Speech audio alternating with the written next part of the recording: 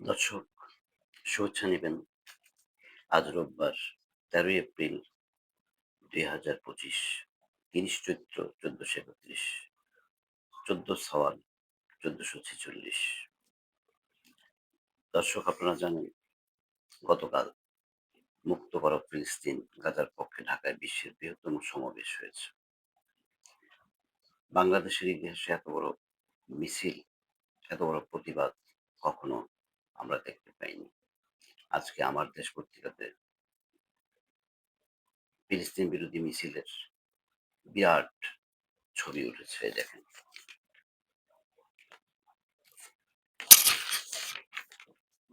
গাজার পক্ষে ঢাকায় বিশ্বের বৃহত্তম সমাবেশ।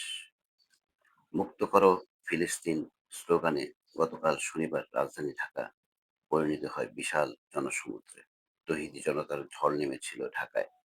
গাজায় ইসরায়েলি বর্বরতার বিরুদ্ধে প্রতিবাদ জানাতে মিছিল নিয়ে আসা মানুষের সব পথ মিলেছিল সোহরাওয়ার্দী উদ্যানে। মার্চ ফর গাজা র্যালিতে অংশ নিয়ে লাখো মানুষের উপস্থিতি জানান দেয় ফিলিস্তিনের নিপীড়িত মানুষের সঙ্গে আছে গোটা বাংলাদেশ।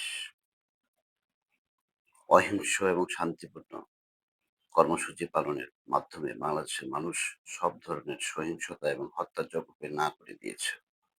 আয়োজকরা বলেছেন, গাজার পক্ষে এটি বিশ্বের বৃহত্তম জমায়েত।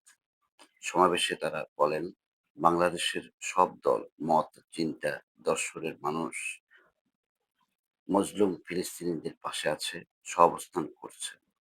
লাখো কণ্ঠে আওয়াজ উঠেছিল, ফ্রি ফ্রি প্যালেস্টাইন, মুক্ত করো ফিলিস্তিন। গাজার পাশে থাকার অঙ্গীকার গণমানুষের।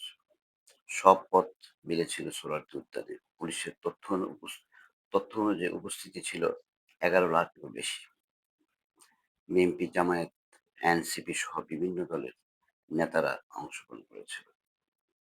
দর্শক, আমরা দেখেছি, আমি ছিলাম মিছিলের আশেপাশে।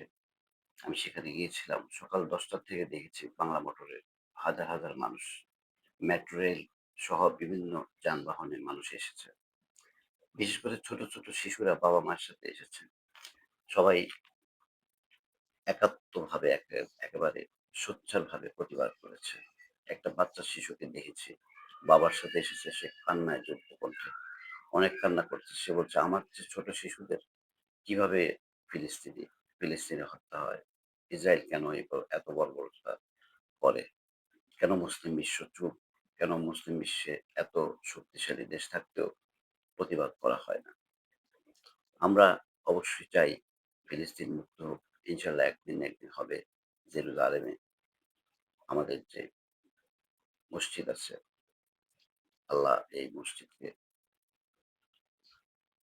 মুক্ত করবে, আমরা এই প্রত্যাশা করি। আর ফিলিস্তিনের বিরুদ্ধে ইতিমধ্যেই আপনারা জেনেছেন, ফ্রান্স ফ্রান্সের প্রেসিডেন্ট ঘোষণা দিয়েছে যে ওরা জুন মাসে জাতিসংঘের অনুষ্ঠানে বলে দিবে এবং ফিলিস্তিনকে রাষ্ট্র হিসেবে স্বীকৃতি দিবে। তখন দেখবেন ইসরায়েল আরো কোণঠাসা হয়ে যাবে।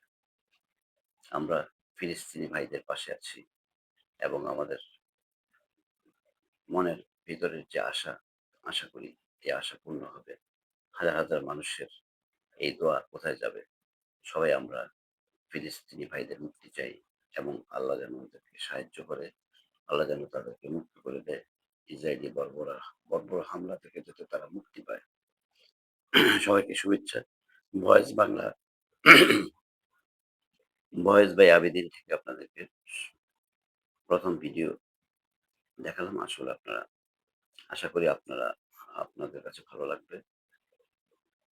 আর আপনারা আমার এই ভিডিওটি দেখবেন এবং আমার যে ইউটিউবের চ্যানেলটা, এই চ্যানেলটাকে সাবস্ক্রাইব করবেন।